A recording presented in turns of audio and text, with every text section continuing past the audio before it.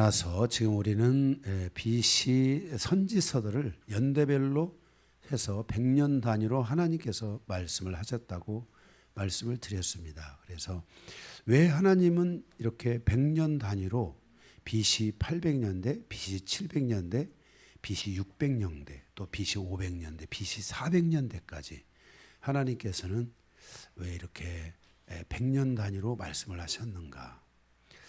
하나님은 인류의 그 모든 것들을 통치하고 다스리는 분으로서 하나님은 믿는 자나 믿지 않는 모든 이에게 말씀하시고 계시는 하나님이라는 것을 기억해야 합니다.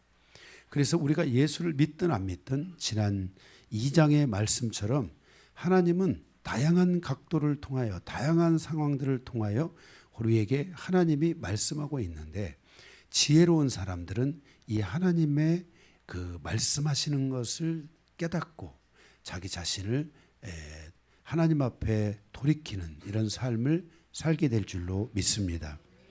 오늘 이제 이 요나서 3장은 서론의 말씀을 보고 본론에 가서 이 말씀을 크게 세 개의 대지로 나눠서 함께 말씀을 나누도록 하겠습니다. 먼저 서론을 좀 보겠습니다. 회개한 아수르를 통해 회개하지 않은 북이스라엘을 멸망시키는 하나님을 보게 하는 것이 바로 이 요나서가 갖고 있는 핵심입니다. 회개하지 않은 이스라엘에 대한 하나님의 고통과 분노는 오히려 하나님의 심판에 대한 경고를 받아들이고 회개한 아수르를 통하여 하나님의 구원의 손길이 이방인을 향하고 있는 것을 우리에게 보여주고 있습니다.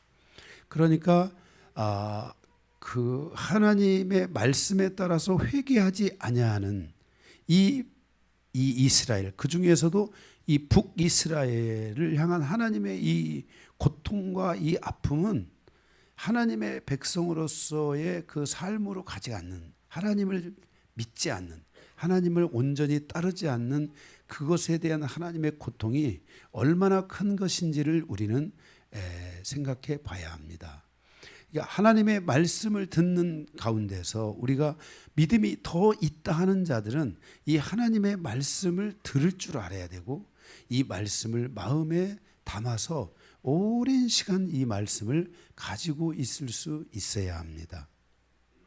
그런데 이스라엘은 이와 같은 것들을 하지 못함으로 하나님께서 회개하지 아니한 이 북이스라엘에 대하여 회개한 아수르를 사용하고 있다는 것은 바로 이제 하나님께서 BC 700년대부터 하나님은 BC 800년대에도 이방인에게 말씀하셨잖아요. 또 이스라엘 남유다와 북이스라엘에도 요엘 선지자를 통해서 말씀하셨는데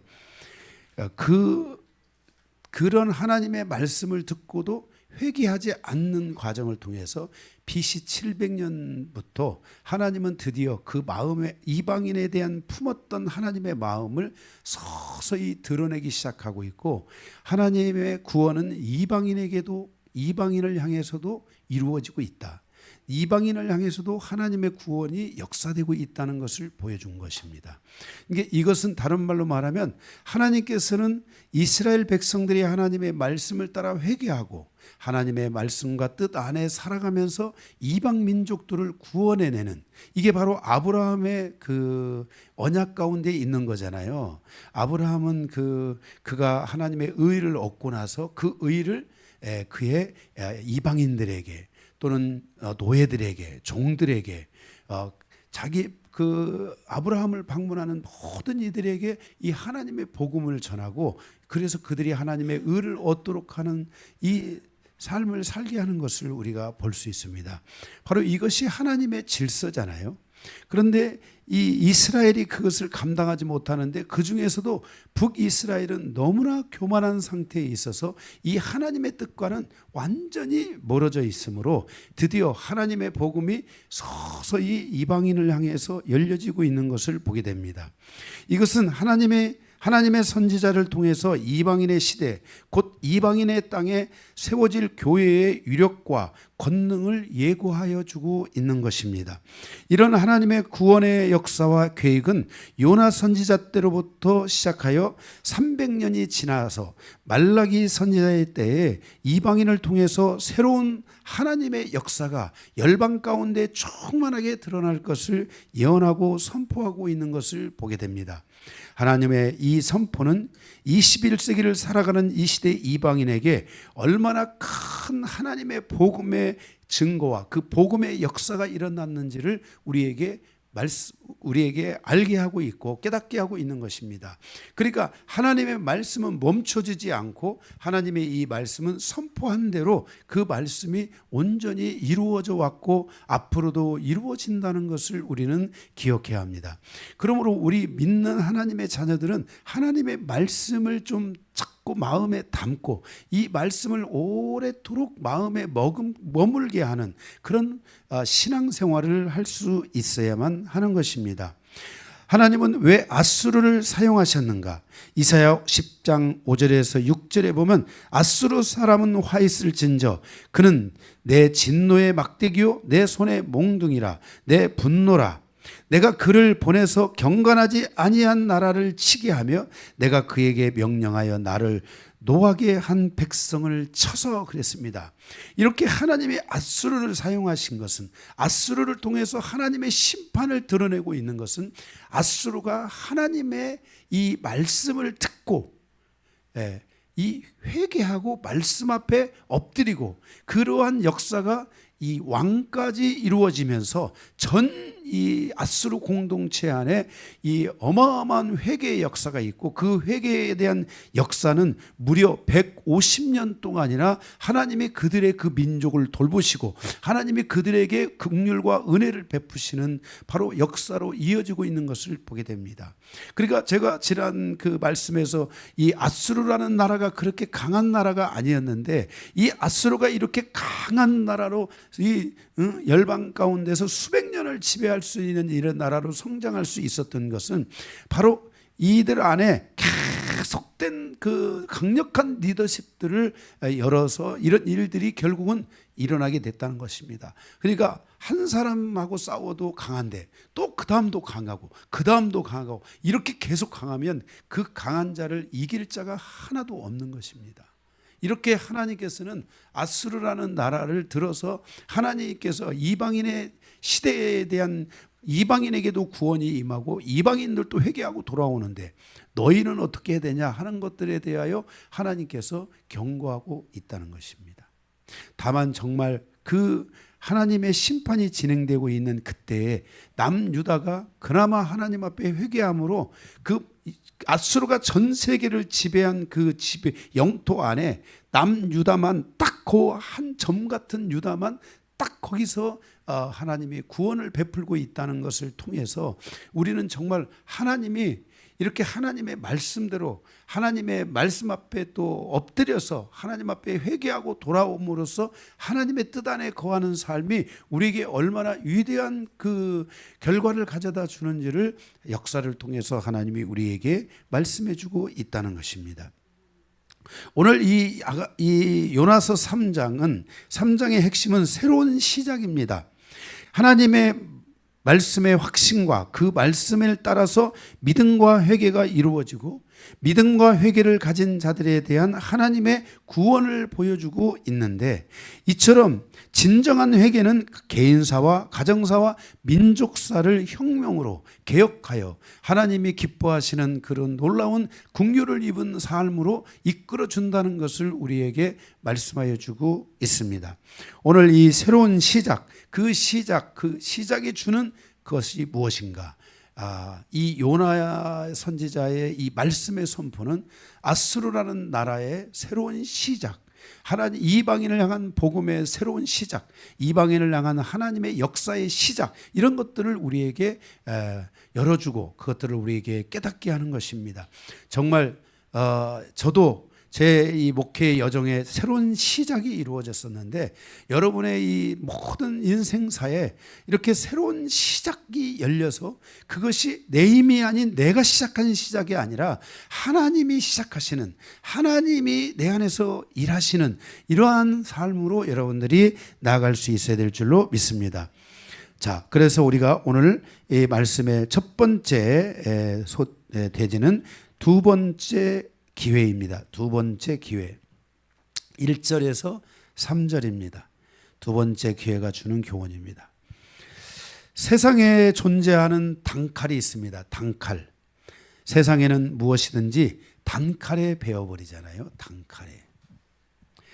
94년 오래전 일이죠. 미국 월드컵에서 콜롬비아 선수가 자살골을 넣게 되는데 그 자살골을 넣고 조국으로 돌아가자 시민 한 사람이 그를 향해 총을 쏴서 죽였습니다. 이렇게 단칼에 그냥 간 것이요. 물어볼 겨를도 없습니다. 수십 년간 공직 생활을 하다가 조금 잘못하게 됐는데 누가 모함해서 단칼에 잘라버리는 것이 우리가 살아가는 세상입니다. 이렇게 우리가 살아가는 세상에 이 단칼이 존재합니다. 한 방에 딱 하는 이런 것들이 존재합니다. 그런데 하나님은 요나에게 두 번째 기회를 주시고 있는 것을 보게 됩니다. 한 번 요나는 실패했지만 하나님은 요나에게 두 번째 기회를 주고 계십니다. 세상을 움직이는 리더들 가운데 지독한 실패를 맛보지 않은 사람은 없습니다. 어마어마한 고통을 겪은 요나처럼 진짜 지옥의 중심부 같은 큰 물고기 뱃속에서 울부짖으며 죽기를 바라는 그러한 고통과 실패를 맛보고 다시 일어선 사람들이 많다는 것입니다. 만약 저에게 단칼이 있었다면 저는 아마 오늘 이곳에 서지 못했을 것입니다. 이렇게 하나님은 우리를 향하여 단칼로 해결하지 않으시고 우리를 향하여 인내하며 우리에게 기회를 주고 있다는 것을 알아야 됩니다. 1절 2절의 말씀에 보게 되면 여호와의 말씀이 두 번째 요나에게 임하였다라고 말씀했습니다. 그런데 이 두 번째라는 이 개념은 이미 하나님께서 요나에게 한 번 더 말씀하셨던 것입니다. 너는 니느웨로 가서 그들에게 하나님의 이 심판에 대하여 선포하라고 명했던 것입니다. 바로 이 인생의 이러한 그 두 번째 이 말씀을 듣기까지 이 요나에게는 이 공백과 이 위기의 시간이 그에게 존재하고 그것이 그에게 마련된 것을 볼 수 있습니다. 요나에게 주어진 이 공백은 바로 3일이었습니다. 사실 요나가 3일이라는 그 시간이 여러분들에게 짧을지 모르지만 하나님께서 다윗에게 말씀하시기를 너는 내가 너를 심판할 것을 선택하라. 3일, 3개월, 3년. 이렇게 3일이 3년이라는 것을 알아야 됩니다. 여러분, 죽음의 위기 앞에 그 위기의 위기감, 그 삶이 끝난다는 위기감은 여러분 3일이 짧은 시간 같습니까? 결코 짧은 시간이 아닙니다. 어떤 사람에게든 누구에게든지 인생의 이러한 공백과 위기가 그들에게 다가올 때 마치 인생 극장에 서 있는 사람들은 그 인생의 절망 속에서 다시 절망하지 않으려면 그는 자신의 모든 것을 멈추고 그 3일 동안 요나가 하나님의 말씀을 붙들은 것처럼 우리의 인생의 절박한 상황 속에서 우리는 하나님을 붙들고 더 나아가서 그 하나님의 말씀의 약속을 붙잡을 줄 아는 은혜가 있어야만 하는 것입니다. 그래서 하나님의 말씀이 내게 임하기를 기다리고 하나님의 말씀을 마음에 품고 갈 수 있는 그러한 마음의 열림이 오픈이 있어야만 하는 것입니다. 하나님께 집중할 수 없는 인생은 세상에서도 그 집중력을 가질 수가 없습니다. 우리는 뭐 하나님께 집중하지 않고 세상에 뭔가 하면 되지 이러는데 그렇지 않습니다. 하나님을 향해 서서 우리 그의 사인이 올 때까지 하나님을 바라보고 기다리지 못하는 사람은 세상에 있어도 그는 여전히 그런 어떤 정말 그 진정한 어떤 새로운 자신을 개혁할 수 있는 것을 향하여 기다릴 수 있느냐? 그렇지 못한다는 것입니다. 우리가 세상에 있건 하나님에 있건 우리 인생의 중요한 시간에 우리는 그 내 삶을 바꿔놓을 수 있는 그 흐름이 내게 오기까지 기다려야 되는데, 하나님을 믿는 사람들은 바로 그 세상과 비교할 수 없는 하나님의 말씀이 존재합니다. 여러분, 우리 교회도 여기 대부분 변화된 분들이 다 말씀을 통해서 변화됐다고 말하고 있습니다. 말씀이 나를 살렸다라고 말합니다. 제가 그동안 목회를 해오면서 많은 인생의 위기에서 거기서 새로운 역사로 나아갔던 사람들의 이야기의 대부분의 모든 공통점이 하나님의 말씀을 붙잡았고 하나님을 붙잡았다, 이렇게 말하고 있는 것을 볼 수 있습니다. 하나님께 집중할 수 없는 인생은 어디에서도 집중할 수 없습니다. 하나님의 새로운 역사가 시작되고 하나님의 계획이 풀어지고 그 은혜의 경륜이 움직일 수 있으려면 자기 자신을 내려놓고, 더 나아가서 자기가 실패했던 자기의 그 자아를 내려놓고 하나님을 기다릴 줄 알아야만 하는 것입니다. 이 하나님의 은혜의 경륜이라는 것은 멀리서 나에게 다가오는 것 같기에 잘 보여지지 않고 손으로 잡는 것은 정말로 어렵게 느껴집니다. 그러나 만약 여러분들이 이 하나님을 기다릴 수 있다면 하나님의 그 은혜의 경륜은 저 멀리 있을 것 같은 그 하나님의 은혜의 경륜이 우리를 향하여 다가오십니다. 제가 여러분들에게 언제 그 주일날인가 제가 은혜의 경륜에 대한 말씀을 드렸죠. 기도 시간에 했나? 기도 시간에. 기도 안 오신 분들은 못 드셨군요. 여러분들이 이 하나님의 은혜의 경륜을 맞이해서 여러분들의 인생이 100년을 사든 1000년을 살지라도 하나님의 은혜로 산다라고 하는 이 은혜가 와야 합니다. 우리의 삶이 이렇게 은혜가 와야지 하나님의 은혜로 사는 은총이 있게 되는 것입니다. 강요한 목사의 삶도 은혜로 살고 있습니다. 아마 여기 여러분 가운데 하나님의 은혜로 살고 있다는 것을 고백할 수 있는 분들이 많이 있을 것입니다. 이렇게 하나님의 은혜의 경륜이 나를 향하여 다가올 수 있도록 우리는 하나님을 향하여 기다릴 줄 알아야 되는 것입니다. 하나님은 이렇게 우리에게 기회를 주시기 위해서 단칼로 우리에게 다가오시지 않고 우리가 하나님을 향하여 하나님의 말씀을 붙잡는다면 그 하나님은 우리에게 두 번째 말씀하실 수 있다는 것을 알아야 됩니다. 하나님은 우리에게 동일한 마음으로 우리에게 다시 다가올 수 있는 하나님이시라는 것을 우리는 기억해야만 하는 것입니다. 3절에 보니까 여호와의 말씀대로 일어나서 니느웨로 가니라 그랬습니다. 우리가 인생의 여정에서 하나님의 말씀대로 가는 것들이 필요합니다. 하나님의 뜻대로 가는 것이 필요합니다. 하나님의 질서대로 가는 것이 필요합니다.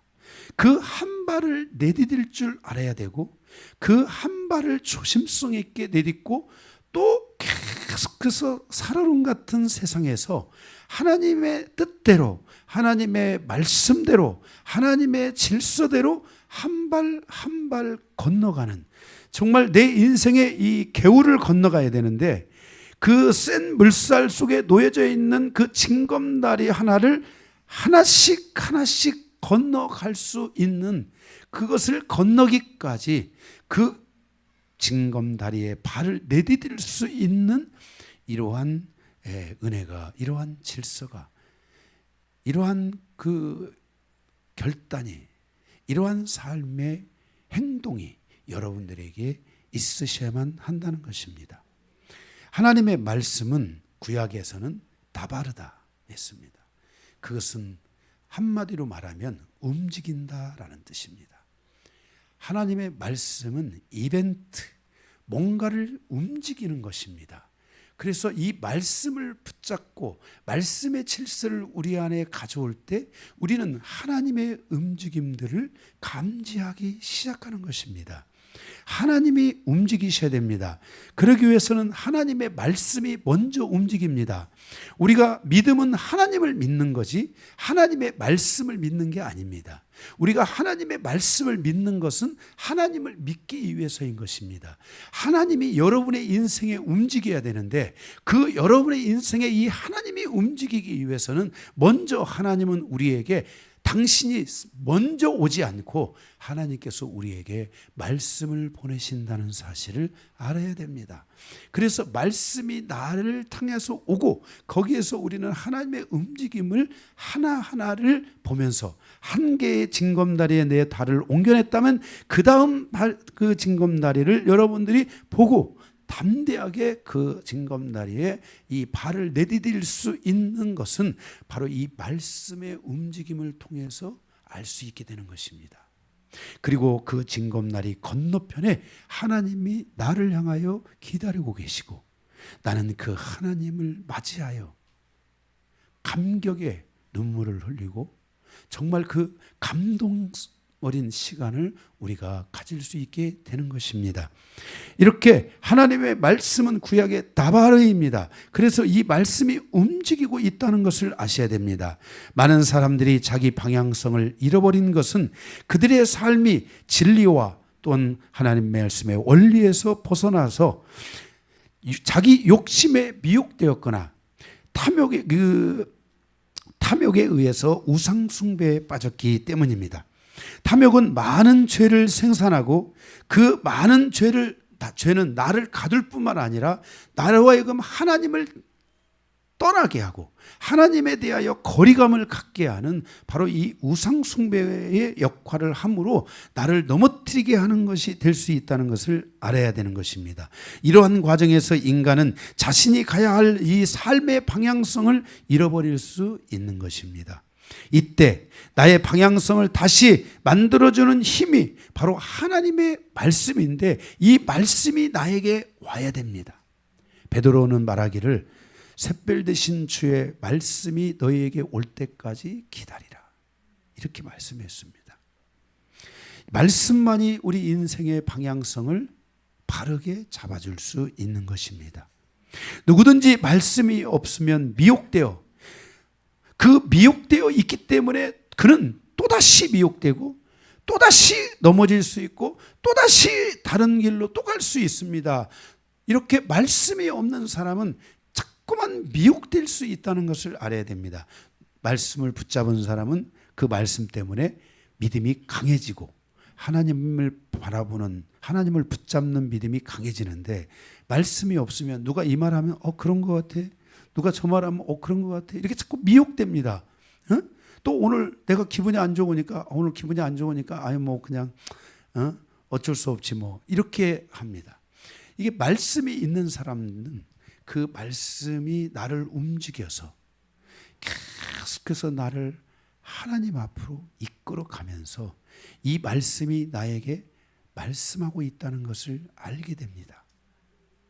이 말씀이 하나님의 말씀이라는 것을 요나도 기억해야 됐고 우리도 기억해야만 하는 것입니다. 요나는 선지자이기 때문에 이 말씀이 하나님 말씀이라고 기억한 것이 아닙니다. 그때는 지금보다도 하나님의 말씀을 붙잡는 것이 더 어려운 시대를 살았지 않습니까? 그러니까 요나가 정말 하나님 앞에 깨어있지 않는다면 그 말씀이 하나님의 말씀인지 미혹의 말인지를 우리가 알 수 없습니다. 그런데 요나가 하나님의 말씀을 들었다는 것은 바로 그 말씀은 증폭력이 있고 전진성이 있고 움직이는 능력이 있어서 사람들의 마음에 들어가도 그 말씀은 계속해서 증폭되어 커지고 힘이 있어진다는 것을 우리는 알아야 되는 것입니다. 제가 하나님의 이 말씀이 저의 심령에 들어오기 시작할 때 저의 이 가슴에 이 말씀을 받을 수가 없었습니다. 이렇게 하나님의 말씀은 나의 이 심령에 들어와서 어마어마한 역사를 가져오고 있다는 것을 반드시 기억해야만 할 것입니다. 요나가 자기 생각이 잘못된 질서에서 미혹되어 있을 때 그는 하나님의 심판의 대상이었습니다.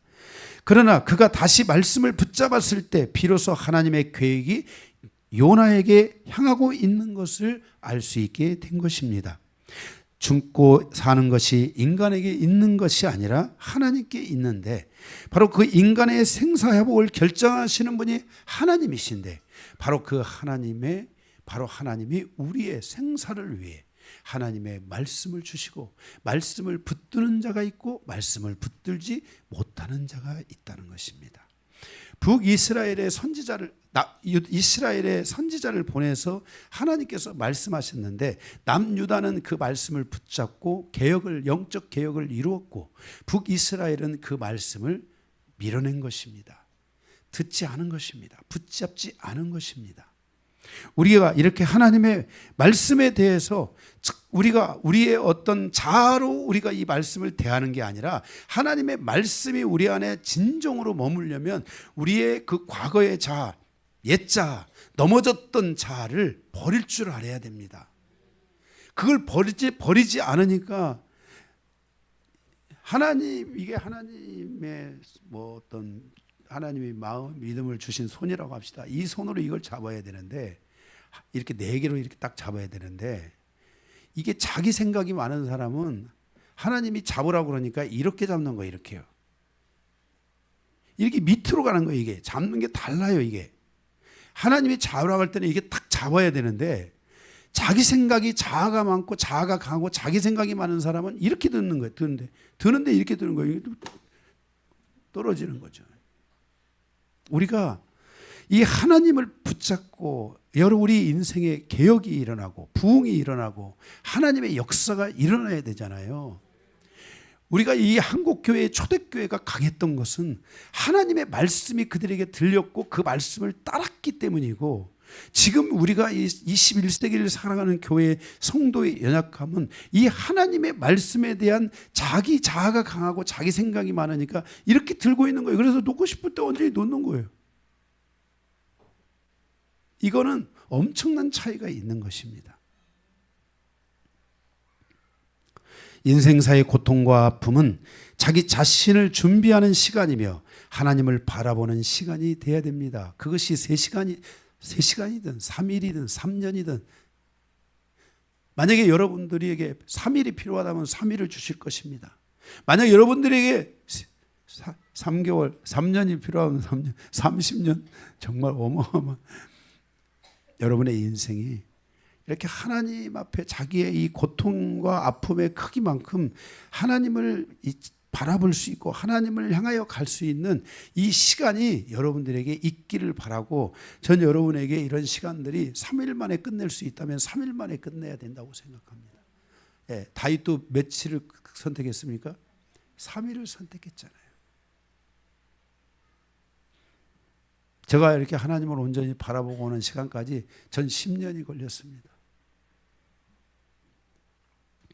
인생사에서 고통과 아픔의 시간을 허송세월하여 보내는 사람은 자신을 준비하지 못하는 사람입니다. 준비가 덜 된 사람은 다시 앞으로 간다고 하여도 그는 열매를 맺을 수 없습니다. 가는 게 중요한 게 아닙니다. 뭔가를 해서 가지만 절대로 열매가 맺혀지지 않습니다. 고통과 아픔의 시간을 통해서 자신을 준비하는 사람이 되어 하나님이 원하시는 진정한 열매를 맺는 성도로서 살아갈 수 있어야만 할 것입니다. 많은 사람들이 너무나 성급합니다. 아직도 자기 자아가 너무 강하기 때문입니다. 완전히 자기 중심으로 자기 중심에서 하나님 중심으로 중심이 완전히 이동되는 시간이 바로 이 고통과 위기의 시간을 통해서 만들어져야 되는 것입니다. 내 힘으로 안 된다는 것을 축사해야 됩니다. 내 힘으로 안 되는구나. 하나님의 힘으로 돼야 되는구나 하는 것이 여러분 안에 온전하게 이루어져야만 하는 것입니다. 그렇게 하지 않으면 하나님은 우리 인생사와 가정사에 절대로 개입하지 않습니다. 인생사의 모든 것이 하나님의 손안에 있다는 것을 인정해야 하고 인생사를 결정하시는 하나님의 완전한 주권을 인정하기 시작하고 그 하나님을 내 안에 온전히 받아들이기 시작하고 그것을 확증받을 수 있을 때 하나님이 우리의 인생사에 실질적으로 개입하시기 시작하는 것입니다. 저는 우리 성도들 모두에게 이 하나님의 개입하심이 있는 이런 인생을 살아가기를 바라고 어떻게 하면 하나님이 나에게도 이렇게 개입할까? 어떻게 하면 하나님의 은혜의 경륜이 내 안에 이루어질 수 있을까? 이거에 대해서 여러분들이 정말 어떻게 해야 될지에 대해서 깨달아야 됩니다. 그리고 여러분들의 안에서 역사하고 있는 자기 힘, 이 자기 에너지, 이 자아 이런 것들을 완벽하게 무너뜨릴 때 여러분들 안에 새로운 자아상이 정말 주님이 원하는 캐릭터가 여러분 안에 만들어질 줄로 믿습니다. 교회는 딥나조란 말, 영적 체육관이라는 말이 있습니다. 헬라어에. 가능하면 교회를 통해서 이러한 훈련을 여러분들이 받을 수 있어야 되고요. 이러한 위기와 고통의 시간이 올 때 여러분들은 교회로 달려와야 됩니다. 목회자하고 상담도 하고 어떻게 이것을 풀어가야 되는지 묻고 이 가라고 하는 방향을 주면 그 방향을 따라 갈 수 있어야 됩니다. 그런데 이런 부분들이 많은 사람들이 이런 부분들에 실패합니다. 자기 뜻대로 갑니다. 자기 생각대로 갑니다. 물론 갈 수 있습니다. 그러나 최선의 결과는 가져오지 못합니다. 우리는 항상 이 자선이 아니라 최선의 결과를 가져와야 되고 그 길이 반드시 이루어지기를 위해 정말 우리가 한 발 한 발 하나님 앞에 나가야 되는데 그 바로 가정에서 교회가 여러분의 영적 체육관이 돼서 교회를 통해서 여러분의 인생이 새롭게 풀어져가는 그런 기틀을 마련하고 기회들을 얻고 그것들을 함께 풀어가는 이런 좋은 시간들이 여러분에게 만들어질 수 있도록 여러분들이 그렇게 가야 될 줄로 믿습니다. 우리 영광교회는 영적 체육관으로서 그렇게 나쁜 체육관은 아닙니다. 그래도 괜찮지 않을까. 여러분들이 그런 훈련을 한 발 한 발 따라서 이렇게 가다가 보면은 어느 날 정말 주님이 여러분에게 말씀하고 있는 것을 느끼고 여러분의 인생에 새로운 하나님의 개입이 이루어지는 것을 여러분들이 느끼실 수 있을 것이라고 확신합니다. 첫 번째 우리가 말씀을 하나님 두 번째 주신 기회에 대한 것을 보았습니다. 두 번째 요나의 강력한 선포를 통한 교훈입니다. 4절의 말씀인데 여호와께서 4절 요나가 그 성에 들어가서 하루 동안 다니며 외쳐 이르되 40일이 지나면 니느웨가 무너지리라 하였더니 그랬습니다. 요나가 대체 어떻게 이 말씀을 전했을까? 정말 지금 같으면은 확성기다 대고서 나는 확성기다 대고 이렇게 얘기하면 훨씬 쉬울 텐데 요나가 3일입니까? 4일입니까? 사흘을 걸어야 되는 그 성을 하루에 걸었습니다. 하루에. 그러니까 뭐 거의 쉬지도 않고 엄청 빠르게 거의 막 뛰듯이 이 말씀을 전한 거죠. 그래서 우리가 이 요나의 이 강력한 그 어떤 선포가 그 백성들을 변화시키고 있는 것을 우리에게 보여주고 있습니다. 영성과 하나님의 뜻을 찾아가기 위해서는 이 영성과 이 하나님의 시간이 나의 영성과 하나님의 시간이 만나야 됩니다. 이게 영성을 하는 과정에서 이 영성을 하는데 하나님의 시간이 그 시간을 따라가지 못하거나 하나님의 시간에 나의 영성을 맞추지 못하는 이런 경우들이 있습니다. 우리가 하나님과 이렇게 영성을 하잖아요. 그럴 때 그 과정에서 여러분들은 하나님의 시간과 여러분의 시간이 이렇게 만나는 이 시간들이 여러분들 안에 이루어져야 됩니다. 그리고 그 완벽한 토킹, 완벽한 만남을 통해서 여러분의 영성이 하나님에 의해서 움직여져 가는 이런 삶들이 여러분 안에 이루어질 수 있습니다. 그렇게 하기 위해서는 우리는 영적으로 집중력을 가져야 됩니다. 저는 요나가 어떻게 복음을 전했든지 뭔가 이 굉장한 이 선지자들만이 갖는 집중력이 뭔가 있었을 것 같습니다. 바쁘게 가는데 그 어떤 집중력, 그 어떤 하나님의 그 시간 안에서 움직여져 가는 뭔가 그 메시지가 그렇게 하나님의 시간 속에서 돌아가고 있는 거죠. 그러니까 그것이 사람들에게 사람의 소리로 들리지 않고 하나님의 말씀으로 들린 거죠. 그게 하나님의 소리로 들려진 거죠. 우리가 이렇게 이 영성의 시간을 하는 과정에서도 이 뺀들거리면은 시간이 자꾸만 이게 흘러갑니다. 이게 하나님의 시간으로 가지 못하고 사람의 시간으로 이렇게 자꾸만 흘러나가는 것을 보게 됩니다. 영성을 하는 이유는 시간을 벌기 위해서입니다. 영성을 하면서 자꾸만 시간을 잃어버리지 말아야 합니다. 그래서 그 어떤 것도 중요하지만은 하나님께 집중해야 됩니다. 그동안 우리의 인생이 잃어버린 시간도 아까운데 이 거꾸로 가는 시간이 되면 절대로 안 됩니다. 저는 영성을 하면서 시간과의 싸움을 했습니다. 정말 저는 밤에 잠을 자지 않고 기도했습니다. 제가 하루에 낮에는 그때 일을 하고 그럴 때도 있었는데 하루에 제가 5분 자면 많이 자는 것 같은 느낌을 들 때가 몇 번 있었습니다. 근데 5분을 잤는데도 8시간을 잔 것 같은 느낌이 저에게 왔습니다. 그래서 시간과의 싸움이었습니다. 그때 저는 많은 책들을 밤에 막 기도하다가 하나님의 책을 읽으라는 마음을 주면은 막 책들을 계속 읽었습니다. 예. 그래서 그 책 속에서 그 영성을 했던 대가들의 삶이 어떻게 갔는지에 대한 것을 계속 봤습니다. 30년 동안 성경만을 본 분이 만났는데 제가 이분에게 갔는데 이분은 30년 동안 다른 건 안 본 겁니다. 그냥 30년 동안 눈 딱 일어나면 그냥 성경, 자면서 성경, 일어나면 성경, 자면서 성경, 성경만을 30년을 본 거예요. 이렇게 봐야 되는구나. 그럼 나는 30년은 내가 지금 30년 하면 내가 이제 끝나니까 나는 정말 3개월, 3년 안에는 뭔가 해야 되는구나. 이 시간과의 싸움이 있다는 걸 알아야 돼요.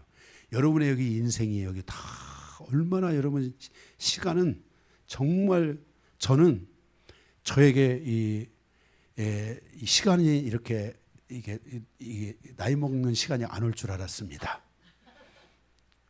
그런데 정말 빠르게 왔습니다. 그때는 몰랐습니다. 이렇게 빠른지. 여러분의 인생도 시간과의 싸움이라는 걸 알아야 합니다. 사랑하라고 하면 사랑하고, 인내하라면 인내하고, 기도하라면 기도하고, 이렇게 하나님과의 시간을 가지고 여러분의 삶이 하나님과 함께 가면서 놀라면 놀고, 즐거워하라면 즐거워하고, 그 하나님과 가는 이 시간이 여러분들에게 이렇게 맞춰줘야 됩니다. 그래서 여러분들이 어느 날 처음에는 여러분들이 하나님의 시간을 맞춰줘 가는데 어렵습니다. 왜냐하면 하나님이 말씀하고 그 다음 나는 가야 되니까 어려워요. 그런데 어느 시간에 가면 이제 하나님이 벌써 내게 말씀하는 순간 내가 뭔가를 하고 있습니다. 이렇게 하나님의 시간과 나의 영성의 시간이 이렇게 만나서 가는, 같이 가는 이런 일들이 있어야 됩니다. 영성을 하면서 자꾸만 시간을 잃어버리면 안 됩니다. 거꾸로 가는 시간이 되면 안 됩니다. 우리 교회에서 하는 말들은 거의 이게 그냥 나오는 말들이 별로 없습니다. 하나님의 오랜 시간 저를 말씀 안에서 훈련하고 영성의 시간을 통해 훈련하고 기도를 통해서 훈련하고 주셨던 그 모든 메시지 하나하나에 그 하나님이 그것을 경험하게 하셨던 데서 오는 그런 메시지들이 많이 있습니다. 그러니까 여러분들이 이런 말씀들이 대부분 음성을 통해, 감동을 통해, 말씀을 통해 이 말씀이 되어 나에게 이게 오는 그 시간들 속에서 되어진 것이기 때문에 여러분들이 정말 오늘 말씀을 듣고 나도 이 말씀대로 한번 돼야 되겠다 하는 분들은 이런 말씀들을 놓치면 안 됩니다. 이 놓치면 안 됩니다. 숙제가 생겨야 됩니다. 질문이 생겨야 됩니다. 어떻게 하면 나의 영성과 하나님의 시간이 만날 수 있습니까? 이거를 여러분들이 이 말씀을 자세히 들어보면 여기에 답이 있기 때문에 그걸 가지고 계속 그렇게 가야 됩니다. 그래서 이 말씀 안에서 가는 이 하나님과 함께 살아가는 삶이 여러분들에게 이 누수의 현상이 생기지 말고 그냥 계속 순종하면서 가는 거예요. 이 순종이라는 건 말씀에 순종한다는 건 굉장히 중요한 겁니다. 그래서 성경은 말하고 있습니다. 세월을 아끼라. 이게 바로 카이로스, 하나님의 시간을 너희가 구조하라. 하나님의 시간을 너희의 것으로 가져라. 이 하나님의 시간을 너희를 통해 구속하라. 하나님의 시간이 이 카이로스인 이 시간이 바로 카이로스라는 하나님의 시간인데 여러분들이 이 세월을 아끼라. 이 시간을 여러분들이 잡아야 됩니다. 아멘. 어차피 우리는 영생하는 사람들이잖아요. 그러니까 이 시간을 빨리 잡을수록 여러분들은 완전하게 영성의 시간. 그 로마서에 보면은 의롭게 하신 그가 너희를 영화롭게 하리라. 아멘. 이 영화롭게 하리라. 의로웠는데 영화롭게 됐다는 것은 영원히 하나님과 살아가는 시간이잖아요. 그래서 여러분들은 천국 가서 영원히 사는 게 아니라 지금부터 영원히 살아야 됩니다. 아멘. 지금부터 영원히 살다가 죽어서도 영원히 살고 살아서도 영원히 살고 아멘. 그래서 여러분은 영원한 존재가 돼야 돼요. 여기서 이 영들이 움직이고 여러분들의 그 영성이 움직이고 그죠? 하나님과 이 살아가는 삶의 것들이 여러분에게 훨씬 더 이게 크게 다가올 수 있습니다. 너무 어렵게 생각하지 말고 나는 영원히 사는 존재니까 하나님이 시키는 대로 그냥 한번 살지 뭐 이렇게 하고 할렐루야 살아가는 겁니다.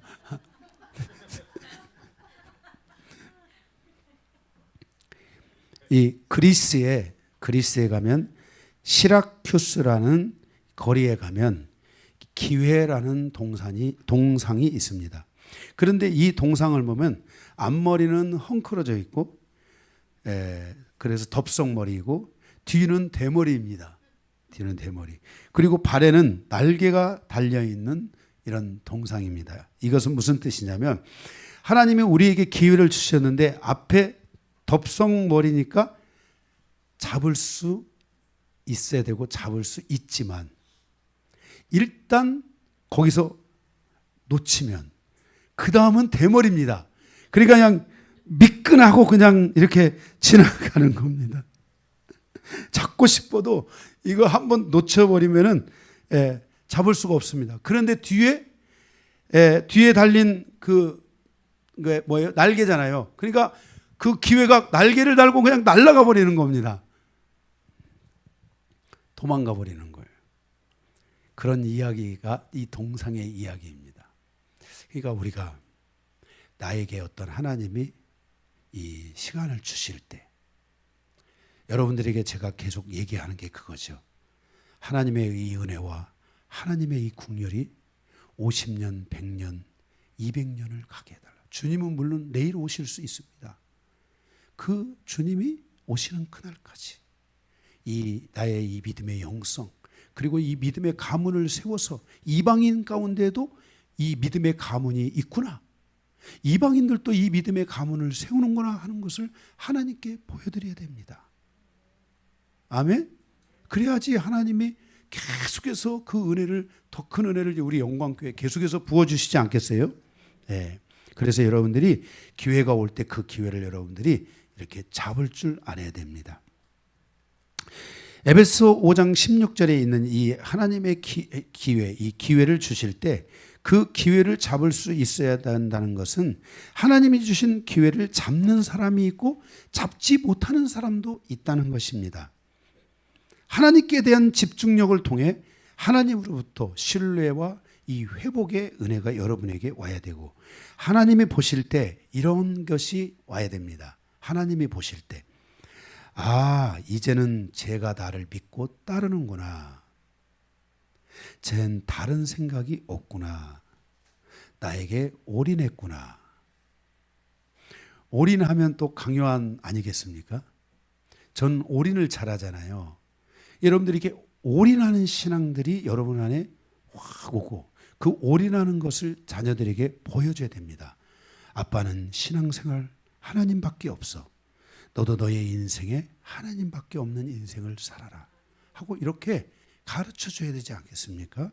네, 이런 신뢰감을 통해서 하나님께서 우리 인생에 개입하시기 시작하고, 하나님과 나와의 내 영성을 하는 나와 하나님의 이 시간이 함께 거기서 만나는 겁니다. 저는 이렇게 하나님과 저의 시간이 이렇게 만나는 것을 실질적으로 제 육체로, 영으로뿐만 아니라 제 육체로도 경험했던 사람입니다. 그래서 여러분들이 이렇게 이 하나님과 늘 만나서 살아가는, 정말 의롭게 하신 그가 여러분을 영화롭게 하시겠다고 약속했으니까 영생하며 살아가는, 그런 하나님과 살아가는, 하나님의 시간 속에 존재하는 그런 성도로서 여러분들이 가시기를 바랍니다. 그래서 오늘 두 번째 요나의 강력한 선포 속에는 바로 그 하나님의 시간에 대한 집중력, 하나님의 그 말씀을 증거하려는 그 집중력이 바로 이 니느웨 성을 변화시키는 계기가 됐다는 것을 말씀해 주고 있습니다. 세 번째, 회개와 개혁을 통한 교훈입니다. 여기에 번호가 회개와 개혁을 통한 교훈 속에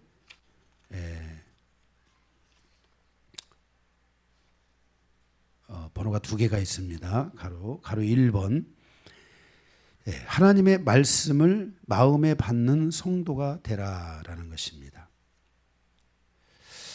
이 말씀이 스쳐 지나가면서도 말씀이 마음에 이렇게 머물러 가지고 그 말씀이 계속 남아있는 사람이 있어요.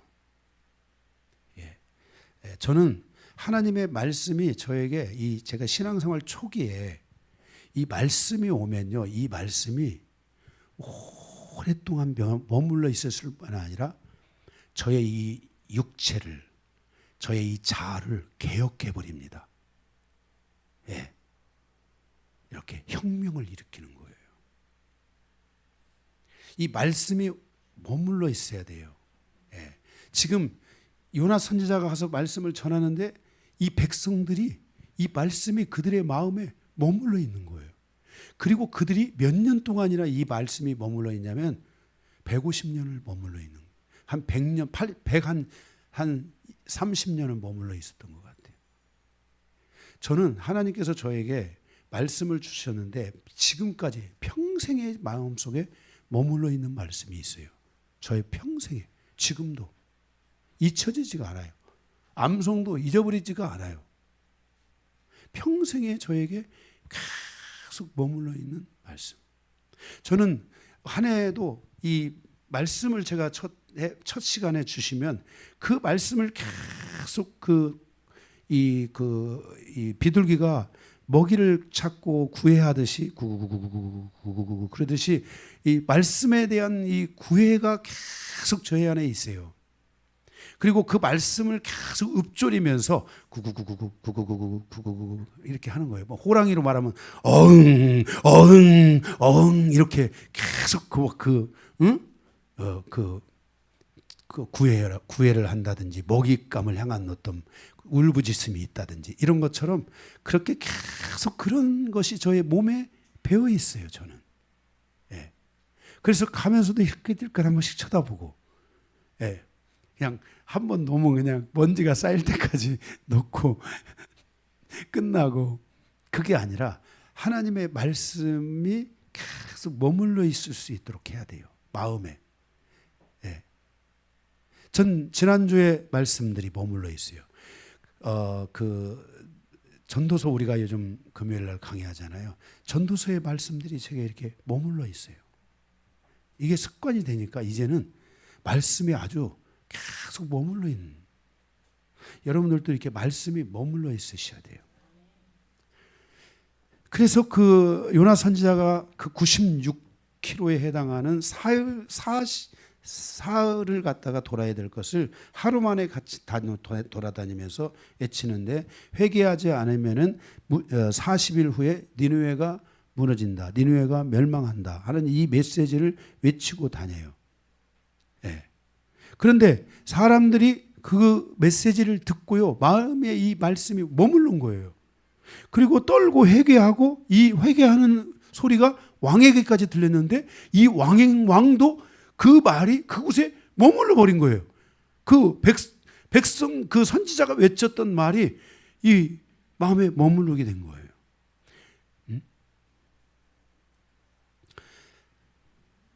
바로 이 메시지가 뭐냐면은 니느웨가 무너지리라 하는 이 메시지예요. 이거를 히브리어로 보면 뒤집어 엎으리라 이런 뜻이에요. 40일 안에 너희가 회개하고 돌아오지 않으면 내가 이 성을 뒤집어 엎으리라 하는 이런 말씀이에요. 소돔과 고모라에 창세기 19장 21절에 하나님께서 아브라함에게 소돔과 고모라에 대해서 말씀하실 때 소돔과 고모라가 멸망할 것이다 그랬을 때 그게 바로 이거예요. 소돔과 고모라가 뒤집어 엎으리라. 소돔과 고모라를 뒤집어 엎으리라. 소돔과 고모라가 무너지리라. 뒤집어 엎으리라. 이 말씀이었던 거예요. 네. 그래서 이 요나 선지자가 바로 이 강력한 메시지의 한 방이었지만은 이 메시지의 한 방이 사람들의 가슴에 계속 머물러 있는 거예요. 응? 그러니까 물고기 그 뱃속에서 하나님 말씀을 붙들고 기도하고 그가 선택해서 온 이 하나님의 말씀이 바로 뭐냐, 뒤집어 엎을 것이다. 하나님이 너희를 뒤집어 엎는다. 이 말씀을 전하는데 이게 와서 막 머무는 거예요. 이게 마음에. 응? 이 요나도 그랬지만은 그 백성들이 마음속에 머물러 있는 거예요. 이게 말씀이라는 게 그렇습니다. 말씀이 내 안에 와서 이 말씀이 내 안에서 나를 구원하잖아요. 그러면 어떤 지금 심판이 임하지 않았잖아요. 그러니까 이 말씀을 통해서 심판이 임하지 않았지만 이 말씀에 대한 두려움이 이렇게 100년을 가는 거예요. 10년을 가고 20년을 가고요. 어떤 말씀들이 우리 안에 들어와서 나를 구원하잖아요. 심판이 일어나야지만이 알 수 있는 거잖아요. 근데 심판이 일어나지 않았는데도 그게 계속 마음에 머물러 있는 거예요. 그래서 그 말씀이 10년을 가고 20년을 가도 하나님에 대한 두려운 마음, 응? 그렇지 않으면 뒤집어 엎는다는 이 마음이 그 속에 남는 거예요. 제가 그 전도사 시절에 그 교회 그 권사님이 한 분 계셨는데 이분이 전도를 진짜 잘하시는 분인데 이분이 그 전도를 하면서 어떤 사람들이 그랬어요. 예수 안 믿으면 지옥 갑니다 하고 갔어요. 예수 안 믿으면 지옥 갑니다 하고 갔어요. 이렇게. 그런데 그분이 그 말이 그 사람의 마음에 머물러 가지고 교회를 나왔어요. 무서워서 잠을 잘 수가 없더래요. 예수 안 믿으면 지옥 간다는 이 말이 자기가 와가지고 그래서 그분이 자동 전도가 된 거예요. 자동 전도. 근데 이분의 말에는 이분은 이렇게 하나님 말씀이 그분 마음 안에 머물러 있는 능력이 있고요. 이분이 또 그 말을 하면 다른 사람들 안에 그 말이 머물러 있는 게 있는 거야. 가서 말씀이 그 머물러 있어. 그러니까 뭐 전도를 하기 위해서 뭐 누가 간증 뭐 어떤 사람이 어떻게 해서 축복을 받고 어떻고 저쩌고 뭐 해가지고 하고 말씀이 뭐 어떻고 저쩌고 뭐 요한복음이 어떻고 저쩌고 뭐 노마사가 어떻고 저쩌고 이런 거 할 필요고 이분은 그렇게 그거 못해 그거는. 그런데 이분은 아주 딱 그 하나님 말씀이 마음에 딱 오면은 그게 딱 몸에 이게 바뀔 뿐만 아니라 머물러 있을 뿐만 아니라 다른 사람에게도 그렇게 하는 거야. 근데 그 말이 굉장히 듣기에는 어떻게 보면 자극적인 말일 수 있는데 예수 안 믿으면 지옥 갑니다. 지나간 거야. 다음은 알아서 하라는 거야. 네가. 근데 그게 머물러 가지고 전도가 되는 거야. 이 사람들이.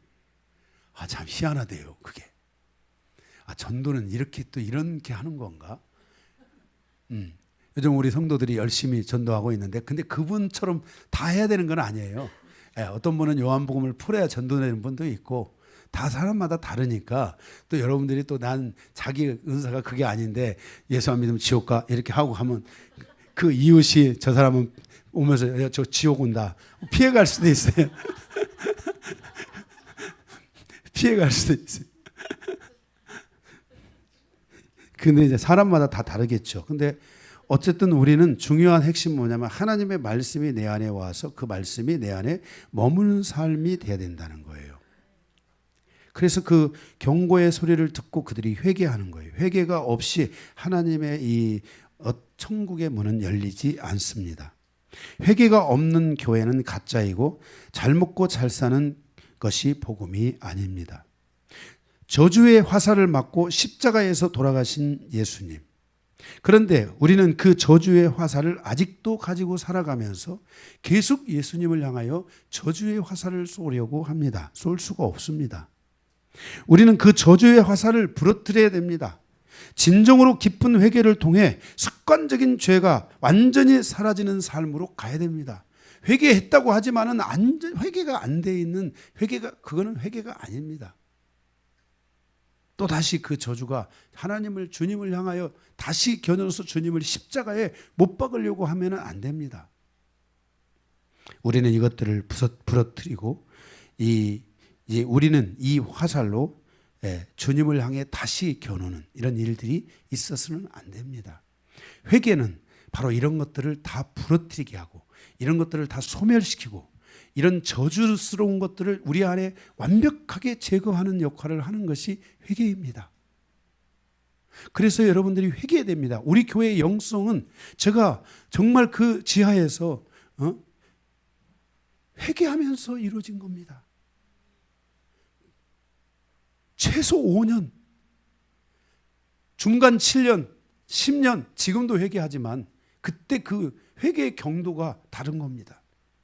이렇게 우리가 회개라는 것이 얼마나 중요한 것인지를 알고 항상 회개가 있는 그런 성도의 삶을 살아야 될 줄로 믿습니다. 바로 이렇게 하나님의 말씀이 여러분의 마음에 계속 오는 분들은 이 말씀을 붙들고 회개하는 거예요. 자꾸 자기를 풀어내고 회개하고 또 이렇게 가는 삶이 얼마나 복된 삶인지를 여러분들이 아셔야 됩니다. 이렇게 하나님의 말씀을 받는 성도가 돼야 되고 백성들이 있었는데 두 번째로는 왕의 회개가 있었습니다. 백성들의 회개가 왕에게 들려졌고 왕도 회개를 하게 되는데 그 회개를 통해서 이 왕이 어떤 행동을 보였는지 우리에게 말씀해 주고 있는데 첫째는 이 보좌에서 벌떡 일어났습니다. 신구약을 막론하고 이처럼 철저하게 이 단계적으로 회개한 사람이 여기밖에 없습니다. 그는 굉장히 단계적으로 회개했습니다. 보좌에서 먼저 일어났습니다. 자기가 더 이상 이제 왕이 아니라 하나님 앞에 무릎을 꿇어야 된다는 것을 알게 됐습니다. 회개는 내가 잘못한 것에 대하여 홀짝홀짝 울고 후회하고 그런 지엽적인 것에서 우리가 머무르면 안 됩니다. 회개는 깊이 더 들어가야 되고 나의 죄의 뿌리를 뽑을 때까지 회개할 수 있어야 됩니다. 죄의 공장을 다 무너뜨려야 됩니다. 이 바로 죄의 공장, 이 죄의 뿌리가 자아입니다. 자기 그 자아에 대한 회개가 없이는 이 자아에 대한 회개가 없이는 자아의 뿌리가 뽑히지를 않습니다. 저는 정말 이 회개의 과정에서 나의 자아에 대한 회개가 있습니다. 이 자아에 대한 회개가 있을 때 자기 자아가 이제 뿌리가 뽑혀야만이 하나님이 원하는 새로운 자아를 가질 수 있게 되는 것입니다. 그렇지 않으면 그 자기 자아, 그 옛자아, 그래서 그 옛사람의 상태로 우리는 계속해서 머물러 있게 되는 것입니다. 그러니까 자기 자아가 죽지 않으니까 인격이 변화되지 않는 것입니다. 자기 자아가 죽어야만이 인격이 변화되는 것입니다. 자기 자아가 죽지 않으면 나는 나야, 이것이 자아입니다. 나는 나야. 나는 나야.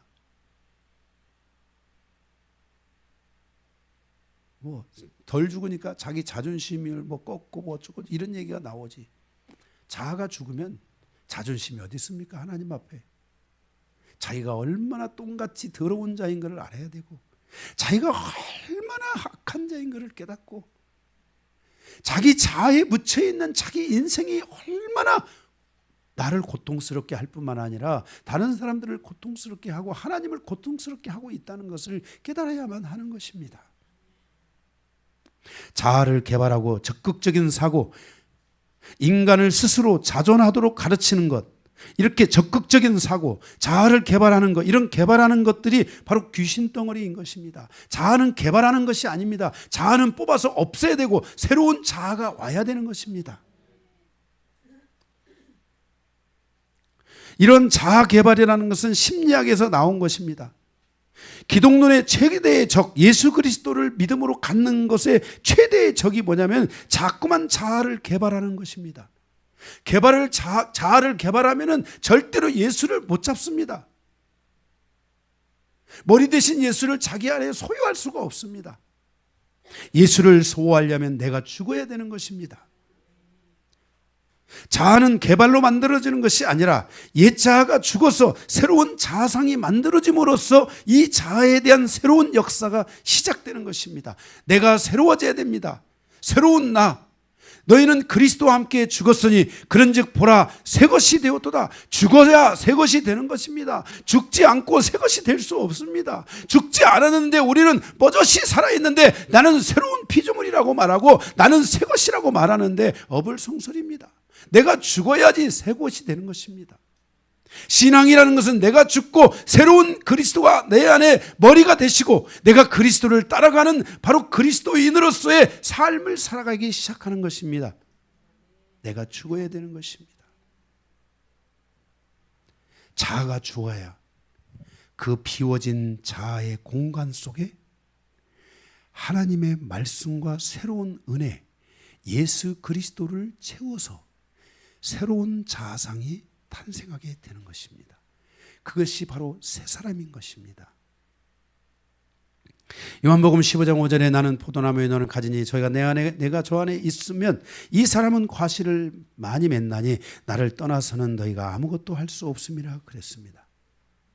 자꾸만 인간 스스로 살 수 있다는 이 자존적인 존재로 유도하는 것은 사단의 유혹인 것입니다. 하나님도 스스로 일하지 않는데 인간이 자기 스스로 무엇을 한다고 생각하고 이러한 것들을 우리가 완전히 죽여야만이, 이것을 죽이지 않으면 인간은 방자해지고 자꾸만 교만해집니다. 내가 회개했지만 회개하는 순간 돌아서면서 교만해지는 것이 인간입니다. 왜? 자아가, 그게 바로 자아의 역할입니다. 이게 바로 자아의 하는 일입니다.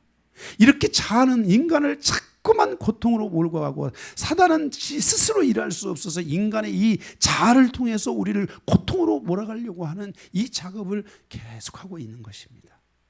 그래서 내가 오늘 회개하고도 돌아서면서 교만해진다면 사단이가 나를 향하여 웃고 있다는 것을 여러분이 기억하고 여러분의 자아가 죽도록 기도해야 됩니다. 계속 비워야 되는 것입니다. 그리고 그 안에 새로운 은혜를 채우십시오.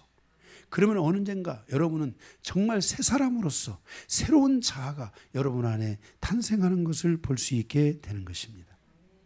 자아를 개발하듯이 영성을 개발하는 것은 전부 마귀로부터 오는 것입니다. 영성은 개발하는 것이 아니라 영성은 삶인 것입니다. 하나님과 사는 삶을 배우고 훈련하는 것이 영성인 것입니다. 예수님께서 100% 아버지에게 의존적인 삶을 살았던 것처럼 하나님의 자녀된 우리도 100% 예수 그리스도에게 의존적인 삶을 살아야 되는 것입니다. 그러니까 자꾸만 영성을 개발하려고 하는 뭔가 이 땅투기 하는 사람들처럼 뭔가 이 개발을 하려고 하는 것들을 멈춰야 되는 것입니다. 한 걸음을 가더라도, 한 순간을 가더라도 삶이 가고 내 마음이 가는 것이 영성인 것입니다.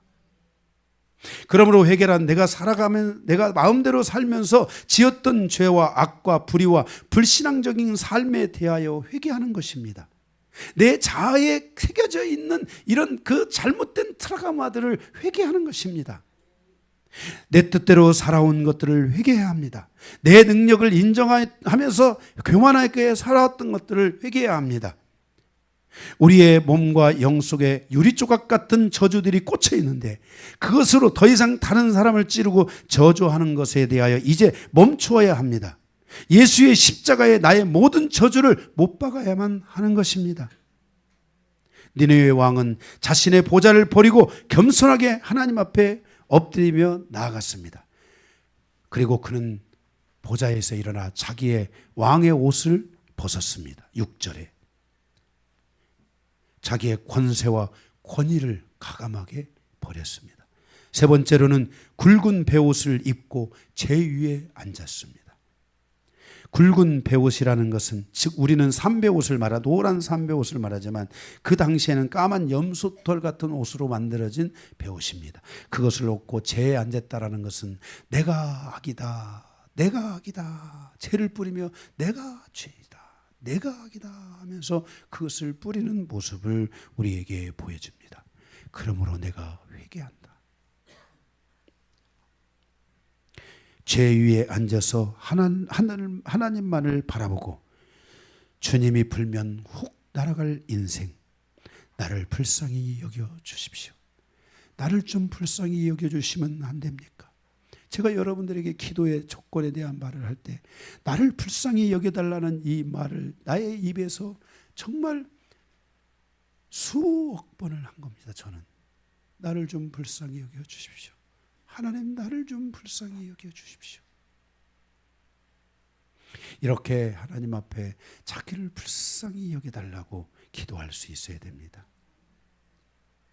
자신의 존재를 완전히 비워버린 왕의 모습을 여기에서 보여주고 있습니다.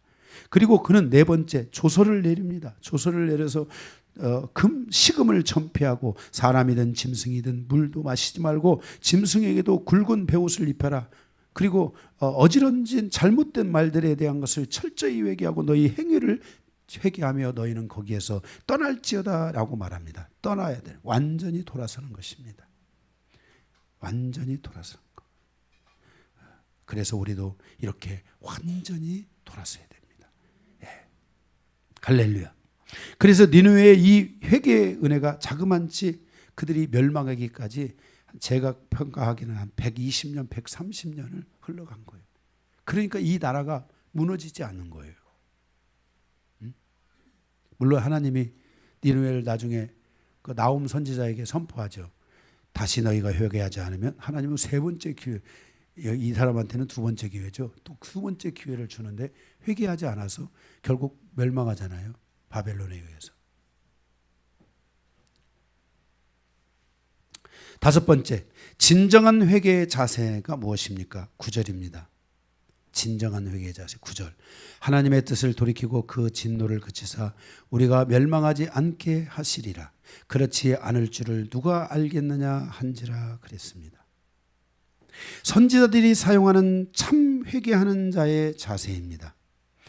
요엘 2장 14절에 히브리어 동사로 누가 알겠느냐 하는 말이 있습니다. 이 표현은 선지자들이 종종 쓰는 표현으로 하나님의 긍휼을 구할 때 백성들의 회개를 촉구할 때 많이 쓰는 말입니다. 누가 알겠느냐? 모른다. 정말 아무도 모른다. 이런 뜻을 포함합니다. 이 대목에서 우리는 하나님에 대하여 좀 더 깊이 알아야 됩니다. 하나님은 첫째로 자유로우신 하나님입니다. 절대 주권자이십니다. 셋째로 나의 회개에 매이지 않는 하나님이십니다. 내가 회개하면 하나님이 매인다고 생각하면 착각입니다. 네 번째로 인간의 회개가 하나님을 조종하거나 지배할 수 있는 것이 아닙니다. 단지 하나님의 자비를 구하고 마땅히 해야 할 그 형벌에 대하여 마땅히 죽어야 되는데 하나님 나를 죽이세요. 내가 죽어 마땅한 죄인입니다. 내가 하나님께 죄를 지었습니다. 그러나 혹시 나에게 자비가 있다면, 이 혹시 자비가 있다면 하나님의 심판 가운데 긍휼을 베풀어 주십시오. 이렇게 기도하는 것입니다. 이런 기도는 모세가 그 백성들이 죽어갈 때 하나님 앞에서 아론이 그 백성을 구원하는 장면이 있잖아요. 이것은 선지자가 이 회개의 태도를 계시하고 있는 내용인 것입니다. 많은 사람들이 회개를 우습게 여깁니다. 마치 회개하면 당연히 용서해 줘야 하는 것처럼 생각합니다. 아주 이것은 뻔뻔스러운 태도입니다. 자기가 무슨 회개할 자격이나 있습니까? 자격도 없는 내가 회개를 합니다. 죽여 마땅하고 죽어달라고 해야 됩니다. 응? 그렇죠? 세상에서는 무슨 일이 있으면 뻑하면 죽으려고 그러잖아요. 그런데 하나님 앞에 가서는 죽여달라고 말하지 못합니다. 우리는 회개라는 과정을 통해 하나님 나를 죽여달라고 고백할 수 있어야 됩니다. 하나님은 우리의 용서에 지배받는 신이 아닙니다. 내가 회개하면 항상 용서해 주는 그런 하나님이 아닙니다. 우리가 부릴 수 있는 하나님이 아닙니다. 우리의 소나기에 놀아나는 그런 하나님이 아닙니다. 하나님께서는 회개를 통해 여러분을 용서해 줄 수도 있지만 회개해도 여러분을 죽일 수도 있습니다. 하나님은 나의 회개의 이 말에 놀아나시는 그런 분이 아니십니다. 지금 한국교회에 많은 사람들이 하나님 앞에 회개하고 와야 되는데 이 회개를 통해 용서받을 수 있을지 없을지는 그것은 오직 하나님의 선택입니다. 용서받지 않아도 회개해야 되고 용서받아도 회개해야 되는 것입니다. 하나님은 절대 주권자이며 인간사에서 자유로운 하나님이시기 때문에 우리의 회개에 묶이지 않으며 반드시 하나님은 우리를 용서해야 될, 우리는 용서받아야 될 권리가 있는 게 아닌 것입니다. 많은 사람들이 회개를 통해서 반드시 하나님은 나를 용서하고 하나님 앞에 반드시 뭔가 용서를 받아야 되고 하나님은 반드시 나의 회개의 소리를 들어야 된다는 이런 착각들을 하고 있는데 그런 착각이 오히려 하나님으로부터 그 회개가 진정성을 상실하게 만드는 것이 될 수 있다는 것을 알아야 됩니다. 진정한 회개. 조선시대 왕 앞에 간 한 백성이 자기의 죄를 말할 때 그는 내가 잘못됐으니 용서해 주십시오가 아닙니다. 왕이여 내가 잘못됐으니 나의 목을 치십시오. 선택은 왕의 몫입니다.